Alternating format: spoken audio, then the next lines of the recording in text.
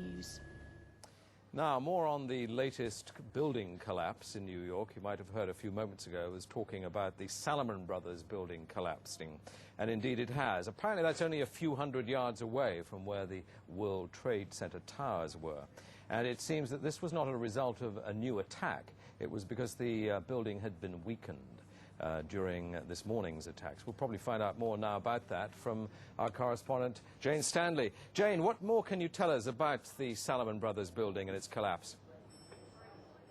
Well, only really what you already know. Details are very, very sketchy. There's almost a sense downtown in New York behind me, down by the World Trade Centers, of just an area completely closed off as the rescue workers try to do their job. But this isn't the first building that has suffered as a result. We know that part of the Marriott Hotel next to the World Trade Center also collapsed as a result of this huge amount of falling debris from 110 floors of the two twin towers of the World Trade Center.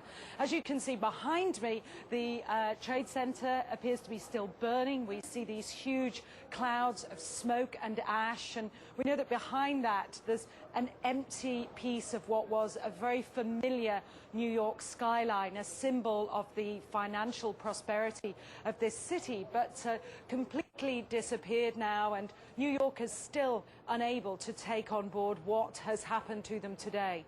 Presumably there were very few people in the Salomon building when it collapsed. I mean, there were, I suppose, fears of possible further collapses around the area. That's what you would hope, because this whole downtown area behind me has been completely sealed off and evacuated, apart from the emergency workers. That was done by the mayor, Rudy Giuliani, much earlier today because of, course, the dreadful collapse of the Twin Towers of the World Trade Center. But New York, very much a city still in chaos. The phones are not working properly, the subway lines are not working properly. And we know that down there near the World Trade Center there are 3 schools that are being turned into triage centers for emergency treatment. And I know that over in New York Harbor, where the famous Statue of Liberty is, there's a field hospital where 1,500 people are being treated. And we have heard, though it's unconfirmed as yet, that 100 New York City police officers have been taken there as well for treatment. But we do need to confirm those figures for the officers. It's now, what, some 8 hours since the attacks. Is there any estimate yet available of the number of casualties in the World Trade Center? I think we can only go at this point with the words expressed by the mayor of New York, Rudy Giuliani, that it's too frightening to think how many there could be. We know that it's about almost 300 people on the airliners that were used in these attacks. But you've got to remember, this was 9 o'clock in the morning on a Tuesday morning. It's busy in downtown Manhattan, in the financial district then. The World Trade Center itself has 50,000 workers. There are tens of thousands of tourists who go up there every day. The figures are almost too frightening to contemplate. You can understand why nobody yet wants to put a figure on them. Listening to the mayor, Rudy Giuliani, a bit earlier, one of his messages was, business as usual. We won't let this get us down. But presumably, a lot of Manhattan people must have fled the city to Long Island to get away from possible further attacks.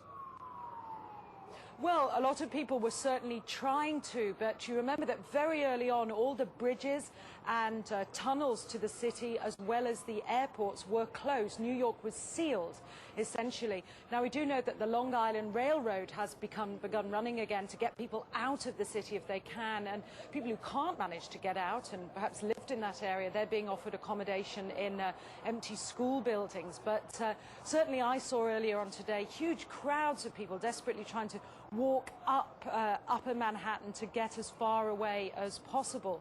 I think nobody really knows how to go or where to go, and you have to remember, even now, I don't think people can sink in to people what's happened.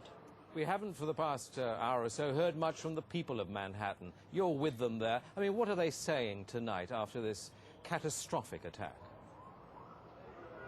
As I said, many just cannot believe this has happened, and I've seen you know, big burly men and women with tears in their eyes today, shaking their heads, wondering what on earth is going on. There was a sense of panic. Our reports from the scene were of people just absolutely horrified. And I've already seen some photographs of that a man took down in the downtown area, and it looks like the aftermath of a huge atom bomb or something, just full of debris and of like a white carpeting of snow from all the dust and rubbish that had fallen.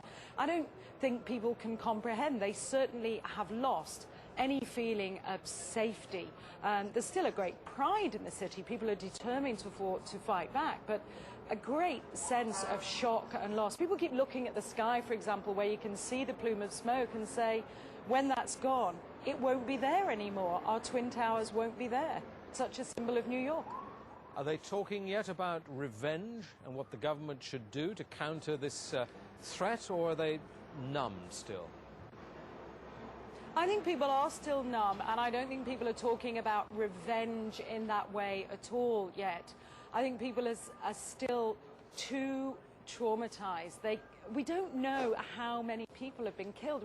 We can't even put a figure. I think when you talk to people on they daren't even say how many people might have been killed and injured. And I think that feeling, until the idea of the devastation, people don't really know what to say or what to think. I think they feel the bubble of their security as being in America has definitely been popped. This city and this country will not be the same. But they don't really know where to turn. That's the very sad thing. I think there's going to be a lot of very, very traumatized people that has hit them very, very hard. Jane, I think many of us, when we heard the news, perhaps on the radio earlier today, were completely flabbergasted by it and just couldn't comprehend it. I mean, it almost sounded too far-fetched. I was wondering what it's felt like for you being in Manhattan. Well, unfortunately, I think we've lost the line with Jane Stanley in Manhattan. Perhaps we can rejoin her and follow that up later. Across America, citizens are trying to come to grips with the enormity of what has happened.